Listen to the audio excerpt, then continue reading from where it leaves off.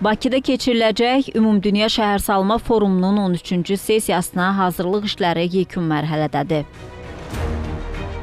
Bugün olan statistikaya əsasən artıq 178 ölkədən 30 mindən çox şəxs WUF 13-də iştirak etmək üçün qeydiyyatdan keçib.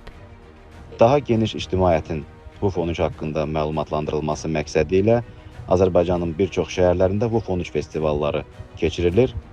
Festival proqramı 2 hissədən ibarətdir. Günün birinci yarısında təhsil müəssisələrində və universitetlərdə WUF 13 məlumatlandırma sessiyaları keçirilir.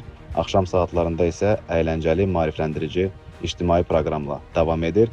Bugünə kimi festivalların keçirildiyi şəhərlərdə festivallara ümumilikdə 90 minə yaxın şəxs cəlb olunub, iştirakçı olub.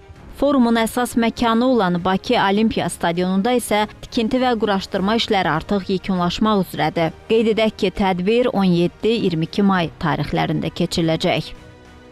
Qeyd edim ki, hazırlıq işləri, tədbirin əsas məkanı olan Bakı Olimpiya Stadionunda hazırlıq işləri, tikinti, quraşdırma və dizayn işləri yekunlaşmaq üzrədir və stadiondan paralel olaraq Bakı şəhərinin WUF 13 ab-havasına bəzənməsi prosesi davam edir.